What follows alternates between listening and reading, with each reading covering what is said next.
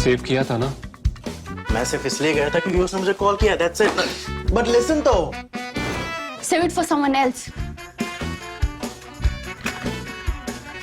जिंदगी में सेव करना जरूरी है, मगर जब बात पैसों की हो, सिर्फ सेविंग से काम नहीं चलेगा। इक्विटी म्यूचुअल फंड्स में इन्वेस्ट कीजिए और अपने सेविंग्स को आगे बढ़ने का मौका दीजिए। Mutual fund investments are subject to market risks. Read all scheme-related documents carefully.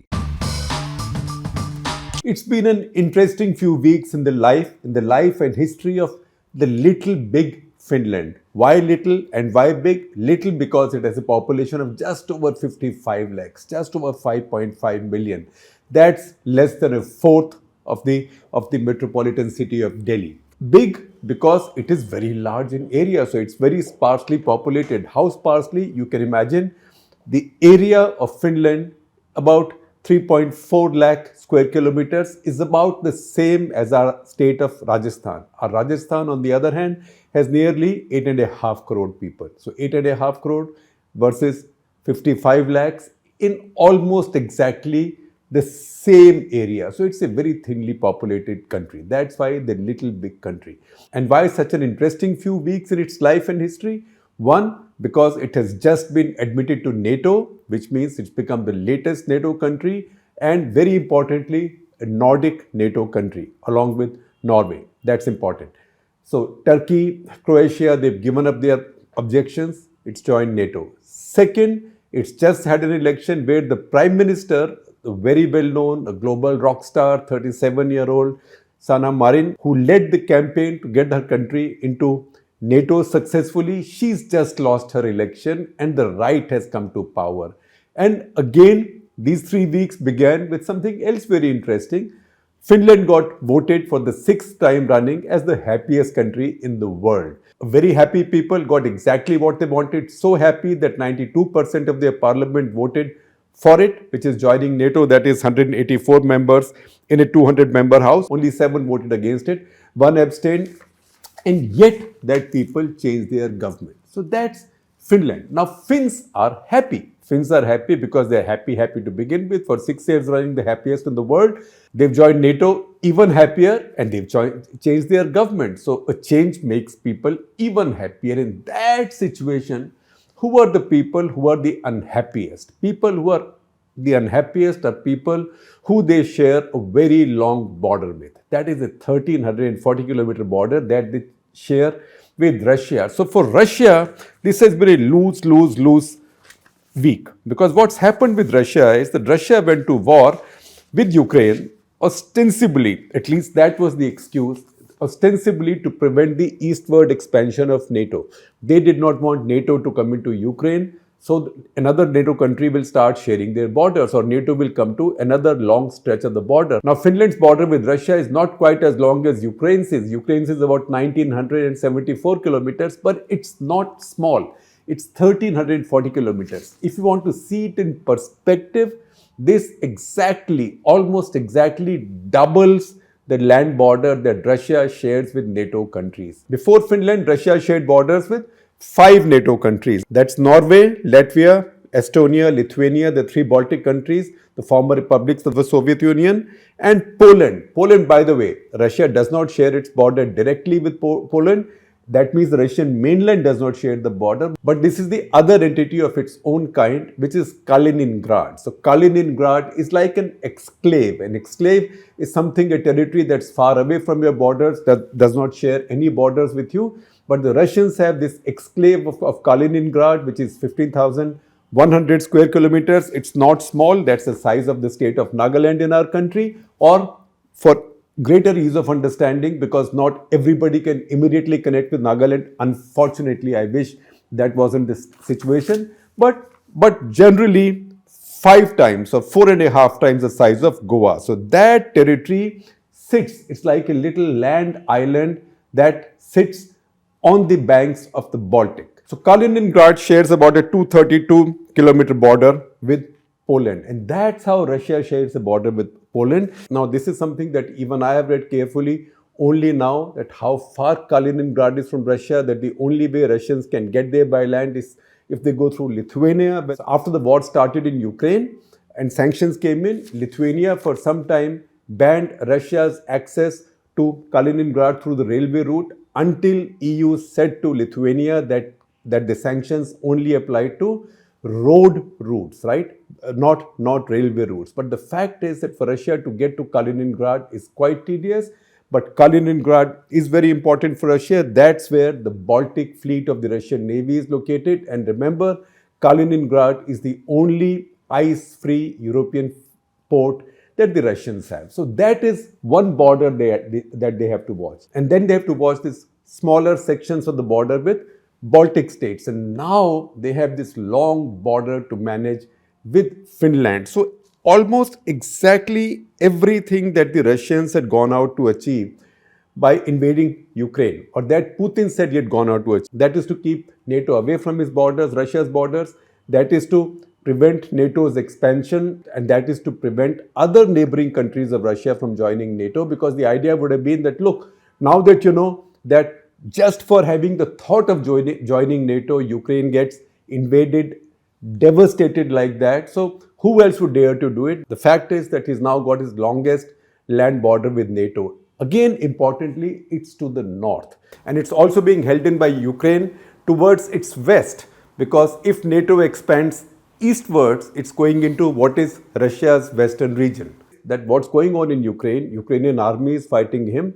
That is almost like the NATO armies fighting him, because NATO has put all its might behind Ukraine, and whatever happens, barring an outright Russian military victory, which seems most unlikely at this point of time. And to the north, he already had Norway in NATO.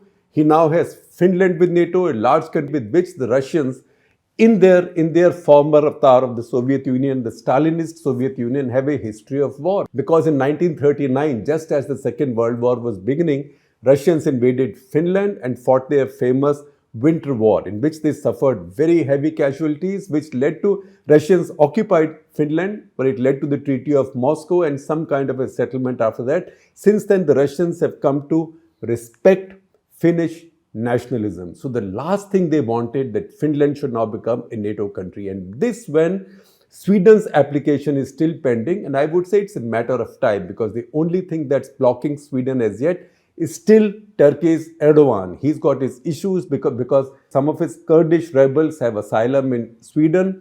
He considers them terrorists, and he wants Sweden to turn them over to him, because he says if NATO is about common security, which means a security threat to one country is a security threat to all 31 countries now, then if the Kurds are a security threat for me, how come a fellow NATO country is harboring Kurdish rebels who are my security threat?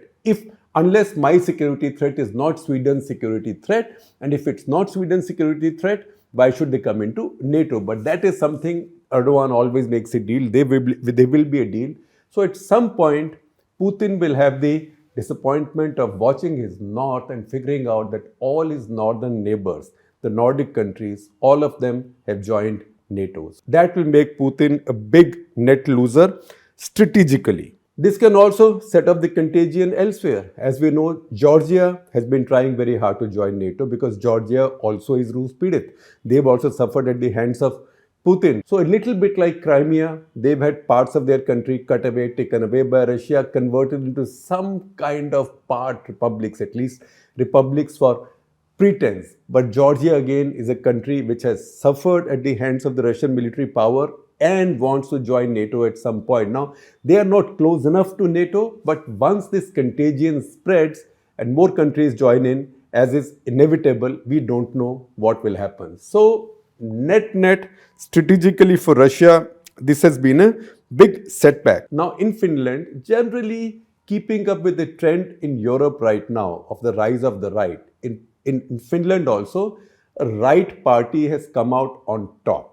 And the right party will most likely lead the new coalition, because in the Finnish election system, while the voting is on proportionate basis, the party or the coalition that gets the most seats gets the first crack at forming the government. So the leader of the coalition of the center right, that is Petteri Orpo, who is a conservative leader, but a sane, calm, conservative leader. He's not one of those incorrigible populists. So he's got the largest number of votes, which is 20.8. Now he's got 20.8. The next Finns party, which is sort of party of the nuttier right, nuttier populist right. They've got 20.1% vote. And Sanna Marin's party, the party that's done the poorest of all, the party of the incumbent, that's got 19.9% of the vote. So the gap is not so much. But the fact is that with this split of the vote, Orpo and his party, National Coalition, they get 48 seats. The super populist party of the right, that is the Finns, have got 46 seats, and Social Democrat, that is Sanna Marin's party, they've got 43 seats. So if Orpo gets the first chance, chances are that he will go to the super populist right party first. So the right has risen in Finland as they've risen in Sweden next door, and as they've risen, say, in Italy. We had Giorgia Meloni visiting India. So normally, Putin would have thought that the rise of the nationalist right in Europe will be positive for him. That these countries will then say, oh, defy American pressure, defy NATO pressure, what the hell is it? And that will help him drive several wedges in European unity. Unfortunately for him, that has not happened. And the reason that has not happened is, one, because the Western alliance is still very strong. And these parties also, no matter how populist they are, you can see Meloni as the best example, no matter how populist they are and how right-wing they are and how nationalist and how nativist they are,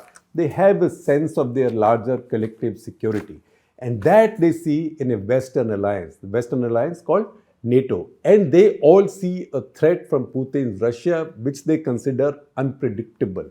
Now, there may be variations in how they think. Each one thinks they should be dealing with Russia or the level of hostility they might be willing to have with Russia. But the fact is that none of them feels comfortable with Russia under Putin. And that is the reason the NATO alliance has not broken.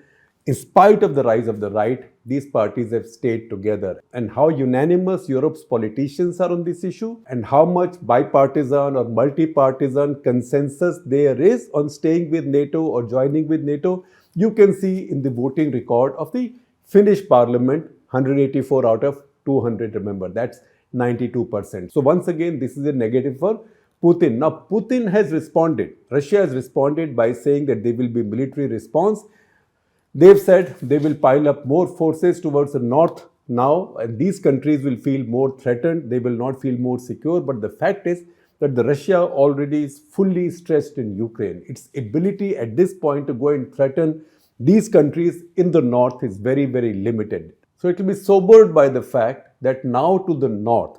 Now, Northern Front is something that they had not been worrying about all this while. That now even to the north, Russia has a country which by itself has as much of a land border with them as the rest of NATO or the remaining 5 countries of NATO, out of which also Poland only shares a border with Russia in Kaliningrad, very distant from the Russian mainland. So that is a net loss from Russia. So having come this far, let me step away from geostrategy or strategic issues for a moment and look at pure politics and ideology. Why is it and how is it that the right is doing so well in Europe? The right is doing so well in many other countries, but in Europe as well. Because Europe in many ways was the continent where the left prospered for a very long time. And the reasons, now I read a paper by a Spanish professor, Professor Cesario Rodriguez Aguilera, in a journal called IE-MED, which is European Institute of the Mediterranean, in which he gives 3 clear reasons why the right is rising in Europe. He says, number 1, the right is very clear about exclusive identity. So if you are in Italy, I'm an Italian. So you have to be a purebred Italian or a purebred Finn. So in Finland also, one of the issues is immigration by non-EU people. EU people are fine, but non-EU, which would mainly mean people from Muslim countries, Muslim African countries or Syria and places like that, Afghanistan, that's one issue. So one point is exclusive identity. Number 2, the right singles out the culprits. So the culprits usually is the establishment. Say in the case of India, it could be Lutyens Delhi, right? So or outsiders, foreigners, immigrants, etc. And number 3, the right advocates simple, quick fixes, like throw out all the foreigners, overthrow the political class, which is the same as overthrow the Lutyens lobby or Khan market lobby. Of course, they'll be replaced by your own equivalent of the Lutyens lobby or the Khan market lobby. I'm just using this as a metaphor. So this is the 3-point appeal of the right that a lot of people now find irresistible in Europe. And that, by the way, is the situation in many parts of the world now.